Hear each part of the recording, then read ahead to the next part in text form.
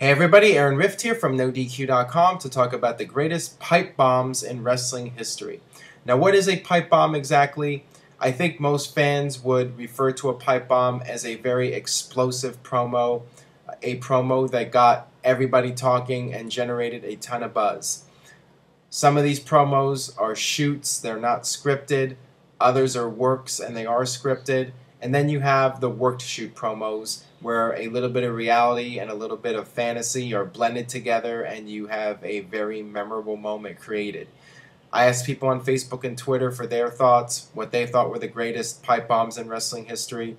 I got a lot of responses, so I've come up with a list, and what I'm going to do today is in the description box on YouTube, I will have a link to every segment that I'm talking about in this video, so check that out. Let's start off with, in my opinion, the first true pipe bomb promo in wrestling history, and that would be Shane Douglas in 1994, the night that he threw the NWA belt down and proclaimed it to be the ECW championship. And this was really a turning point in the wrestling business. Eastern Championship Wrestling became Extreme Championship Wrestling, and a revolution began. And it all started with this Shane Douglas promo, and all the promos in future years would be very similar to this one. This was really the first time that somebody came out there and just blended reality into storyline. And it was very cutting edge for the time.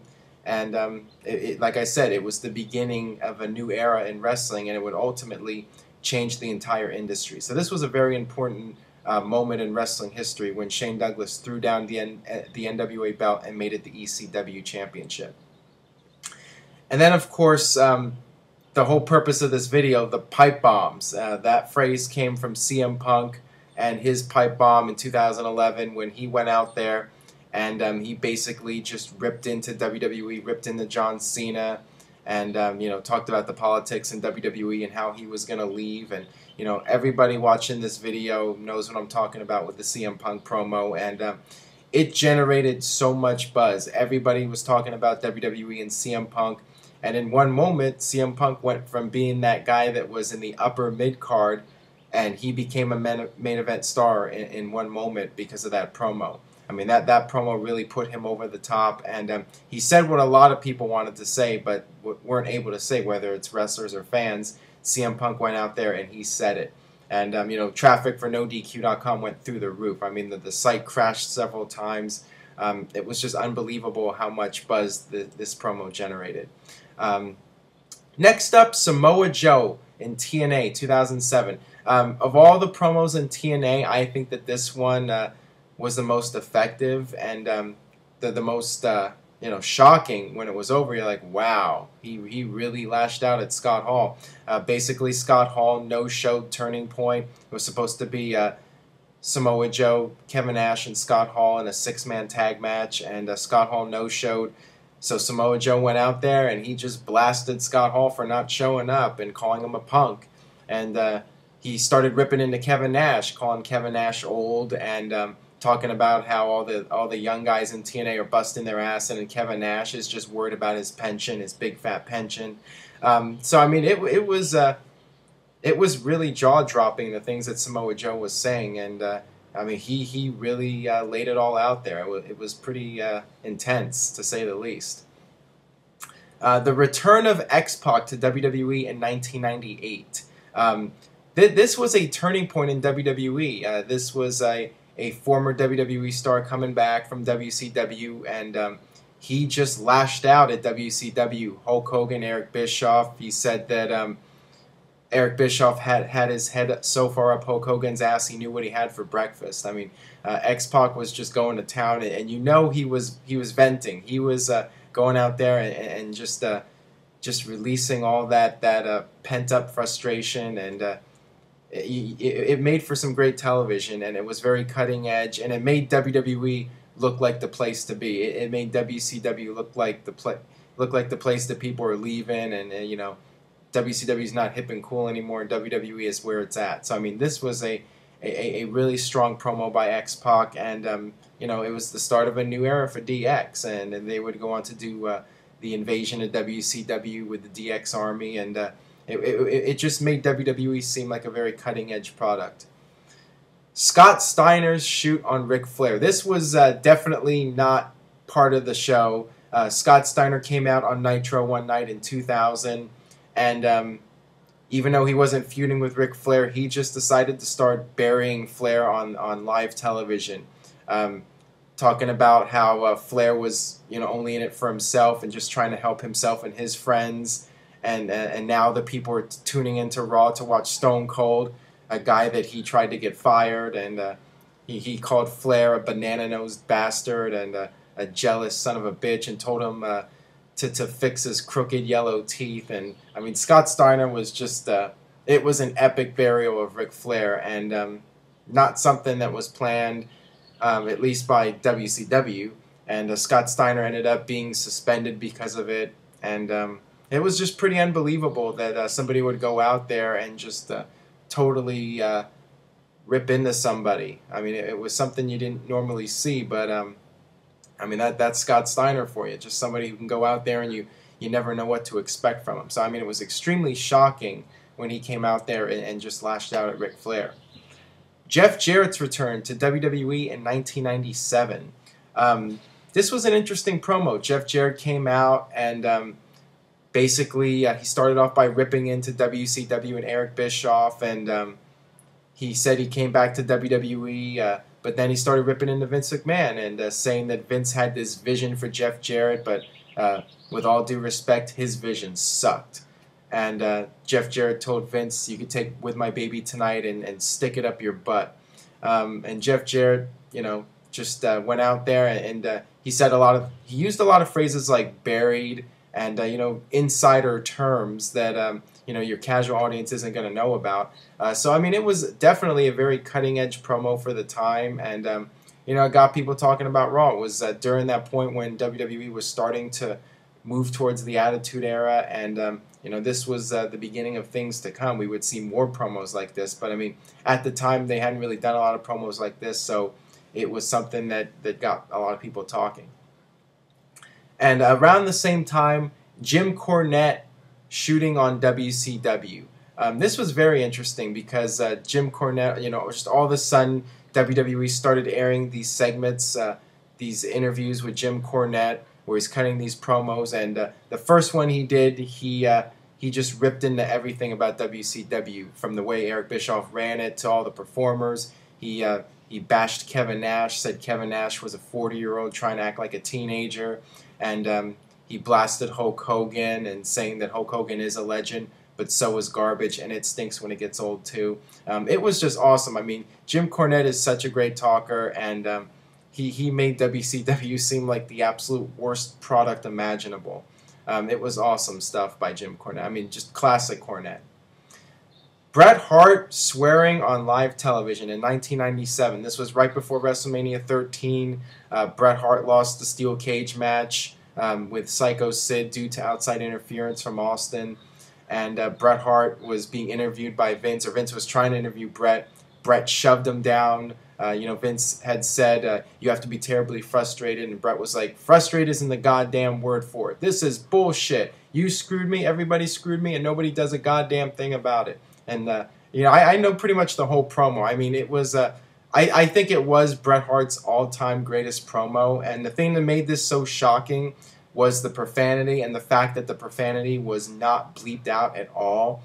Bret Hart was just using all these words, and it was extremely controversial at the time that he would use all this profanity and it wouldn't be censored out. And like the other promos with Cornette and Jarrett, I mean, this was the beginning of the Attitude Era starting to develop, and just at the time you were left speechless when it was all over. You're like, wow, did he really just say all that? The birth of Austin 316 at King of the Ring 96, and really this was I think the first indication of where WWE was starting to head. This was 1996. Austin had won King of the Ring, and you're like, oh, cool, okay, Austin won King of the Ring. But then when he started talking, things got really interesting. He started ripping into Jake the Snake Roberts and saying you thumped your Bible and said your prayers and it didn't get you anywhere. And you talk about John 3:16. Well, Austin 3:16 says, "I just whipped your ass," and that was the beginning of the true beginning of the Stone Cold character. And when he said that, you could hear the people in the crowd. They're like, "What the heck did he just say?" I mean, they were shocked, and it was the beginning of a more cutting edge WWE, and then it was a sign of things to come with the Stone Cold character. So definitely a key moment in wrestling history. Joey Styles in 2006. Joey Styles was having to deal with all the WWE sports entertainment stuff, and him and Jerry Lawler had this little issue, and Jerry Lawler ended up shoving him down, and then Joey Styles went up on the ramp and just started blasting WWE and saying that as an announcer he's not allowed to say words like wrestler or pro wrestler, and he just ripped into the WWE product, the whole sports entertainment aspect of it, and he just quit. Joey Styles quit. And, it was a very awesome segment to help build up the second One Night Stand pay-per-view and help get ECW over. So, I mean, it was extremely effective. And it was, completely part of the show. But, they were, like the CM Punk promo, it was saying a lot of things that the fans believe and the fans, want to say themselves, but they don't have the voice to say it. These guys went out there and said it. Vince Russo ripping into Hulk Hogan at Bash at the Beach 2000. You want to talk about a pipe bomb, and if you can credit any one person for really mastering these types of promos, it's Vince Russo. I mean, that's one thing Vince Russo's been great at, is just coming up with these promos. And when you hear Russo out there doing it, you can hear it in all the other promos over the years. I mean, Vince Russo came out there and he started ripping into the politics in WCW, and he just went to town on Hulk Hogan. He called Hulk Hogan a bald-headed son of a bitch and told him to kiss his ass. And Hulk Hogan ended up taking legal action against Vince Russo and WCW because of this promo. So, I mean, this was Vince Russo going out there and doing his own thing and saying whatever he wanted to say. And, Hulk Hogan took exception to that. I guess he didn't like being called a bald-headed son of a bitch. But yeah, this was really shocking. Wasn't good for business. I mean, it certainly confused people more than anything else. But, I mean, if you're a diehard wrestling fan, you were really entertained by this. And, Russo said that, he came back to WCW for the Booker T's and the Billy Kidmans and all those guys. And he was tired of all the BS from people like Hulk Hogan. So, I mean, it was, he did try to get sympathy out of the internet fans and the diehards. But, yeah, I mean, it didn't really do much for business. But it was, one of the most shocking promos of all time, and definitely one that got people talking. Hulk Hogan and his big heel turn promo at Bash at the Beach 1996. This was, I think, at the top of the all-time greatest promos of all time, and Hulk Hogan was red and yellow for all those years, and then he comes out at Bash at the Beach, joins the NWO, and he tells the fans to stick it, brother, and he starts talking about how if it wasn't for Hulk Hogan, wrestling wouldn't be as popular as it was, and he's the guy that built wrestling. So I mean, it was a totally different side of Hulk Hogan, and it was Hulk Hogan just letting all this steam out that he had over the years and saying everything he's been wanting to say, but he couldn't because he was, the babyface red and yellow Hulk Hogan. So he was finally able to go out there and just get it all out. And it was an incredible moment in wrestling history when Hulk Hogan turned heel and cut that promo, and that was the birth of the NWO. All right, I got two more here I'm going to talk about. The Jim Ross promo in 1996. Jim Ross came out there and he said he had a big surprise for everybody, and Razor Ramon and Diesel were going to come back to WWE. You thought he was just going to say something about that, but then he started talking about the owner, the egotistical owner of the World Wrestling Federation, and you all know who I'm talking about. I'm talking about Vince McMahon. This was extremely shocking at the time because I believe this was the first time that Vince was ever acknowledged as the real-life owner of the company. So this was a big turning point in wrestling. when Jim Ross came out there and talked about being fired by Vince McMahon, and he got Bell's palsy, and Vince fired him anyways, and it was just something very shocking. Jim Ross bringing up things that happened in real life and talking about them on national television, and I think this was the first time this had been done in WWE, where somebody came out there and started talking about things in real life.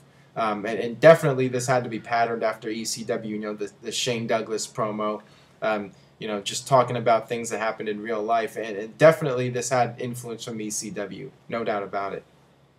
And then, of course, JR, it got lame at the end when he brought out the fake Razor and fake Diesel, but obviously the whole storyline there was he was doing that to get back at Vince. But, the promo itself was tremendous. JR did a great job. And finally, the last pipe bomb promo here, one of my all-time favorites, Paul Heyman talking to Vince McMahon in the ring right before the 2001 Survivor Series. And this was just Paul Heyman speaking from the heart, I think. It was obviously a work to help build up the Survivor Series pay-per-view with WWE versus the Alliance. But you know that Paul Heyman, these were some of his real feelings that he was expressing. Talking about how Vince stole all of his ideas and made himself a billionaire out of it, and all of his hard work, meant nothing because Vince just took all of his hard work and turned it into his own thing with the Attitude Era. And Paul Heyman was ripping into Taz, saying that Vince turned Taz into a joke and made him, he used to be serious, but now he's this, goofy announcer. Paul Heyman was just tremendous. He really made this segment, and people still talk about it to this day. That's how much of an impact it made with people. And, if anything helped that Survivor Series pay-per-view, this was it. Paul Heyman was just so good here, and one of the most passionate promos of all time. So if you haven't seen it before, you need to check that one out, because, it's something else. So that'll wrap things up here for my thoughts on the greatest pipe bombs in wrestling history. And by the way, those were in no particular order. I think that any one of these has a case for being the greatest pipe bomb of all time. All of them were very memorable, and they accomplished what they were supposed to do, and that's get people talking. So check them all out. They'll be in the description box. I'll have links to all the videos. And stay tuned to NoDQ.com for the very latest in WWE and TNA. Thanks for watching.